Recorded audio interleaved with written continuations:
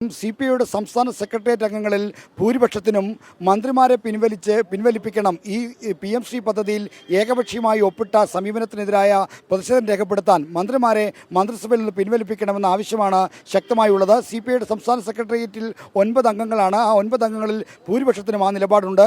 അതോടൊപ്പം തന്നെ മറ്റ് CPI സംസ്ഥാന എക്സിക്യൂട്ടീവ് അംഗങ്ങളിലെ ഭൂരിപക്ഷത്തിനും അതോടൊപ്പം തന്നെ സംസ്ഥാന കൗൺസിൽ അംഗങ്ങൾക്കും എല്ലാവർക്കും ഇതേ അഭിപ്രായമുണ്ട്. എന്തായാലും ഇപ്പോൾ CPIയുടെ സംസ്ഥാന സെക്രട്ടറി ബിനോ വിശ്വം CPI ആസ്ഥാനമായ MN സ്മാരകത്തിലേക്ക് എത്തുന്നു. അദ്ദേഹത്തിൻ്റെ പ്രതികരണം ഒരുപക്ഷെ ഇക്കാര്യത്തിൽ ഉണ്ടായേക്കുമെങ്കിലും 12:30 ശേഷം മാത്രമേ അദ്ദേഹം ഒരു ഔദ്യോഗിക പ്രതികരണത്തിന് സാധ്യതയുള്ളൂ. മന്ത്രിമാരെ പിൻവലിപ്പിക്കുന്നതടക്കമുള്ള ശക്തമായ നടപടിയാണ് ഇക്കാര്യത്തിൽ ഉണ്ടാവേണ്ടതാണ്. എന്താണ് CPIയുടെ തീരുമാനം? വഴിയുണ്ട്. ഒരു വഴി തെളിയുമോ?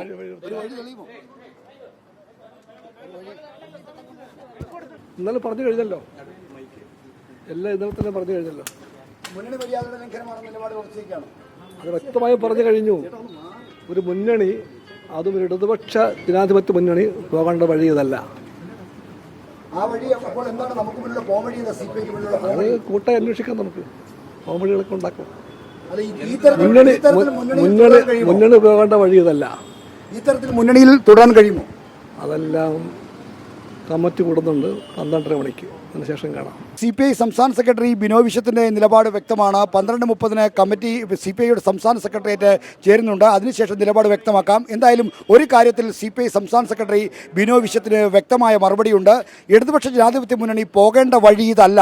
അതായത് ഇടതുമുന്നണി ഈ സർക്കാർ സ്വീകരിച്ചിരിക്കുന്ന PMC ധാരണാപത്രത്തിൽ ഒപ്പിടാനുള്ള തീരുമാനം അത് തെറ്റായ തീരുമാനമാണ്. അത് ഇടതുമുന്നണിയുടെ വഴിയല്ല. ഇടതുമുന്നണി പോകേണ്ട വഴി ഇതല്ല എന്ന് അദ്ദേഹം വ്യക്തമാക്കുമ്പോൾ ശക്തമായ നിലപാട്. ഇന്നലെ മുന്നണി മര്യാദയുടെ നഗ്നമായ ലംഘനമാണെന്ന് പറഞ്ഞു. ഇന്ന് ഇടതുമുന്നണി പോകേണ്ട വഴി ഇതല്ല എന്ന് കൂടി വ്യക്തമാക്കുമ്പോൾ CPI അതിൻ്റെ ഏറ്റവും അസാധാരണമായ തരത്തിലുള്ള തീരുമാനത്തിലേക്ക് വരും. 2009 സമാനമായൊരു സാഹചര്യം പൊന്നാനി മണ്ഡലവുമായി ബന്ധപ്പെട്ട് ഉയർന്നു വന്ന കാര്യം ഞാൻ ഓർക്കുകയാണ്. അന്ന് CPIയുടെ സംസ്ഥാന സെക്രട്ടറി വെളിയം ഭാർഗവനായിരുന്നു.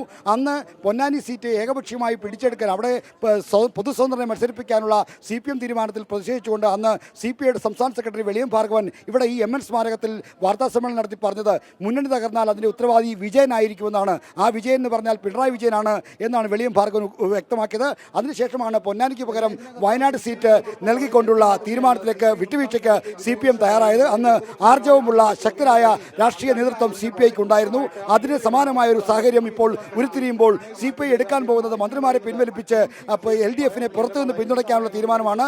CPIയുടെ കൂടി രാഷ്ട്രീയ തീരുമാനത്തിന്റെ അടിസ്ഥാനത്തിലാണ് 1979 ബഠിണ്ഡ പാർട്ടി കോൺഗ്രസിന്റെ തീരുമാനമനുസരിച്ചാണ് കേരളത്തിൽ LDF രൂപീകരിച്ചത്. ആ LDFനെ തകർക്കാൻ CPI ഇല്ല. എന്നാൽ മന്ത്രിസഭയിൽ ഇത്രയും അപമാനം സഹിച്ച് തുടരേണ്ട സാഹചര്യമില്ല എന്ന നിലപാടാണ് CPIക്ക്.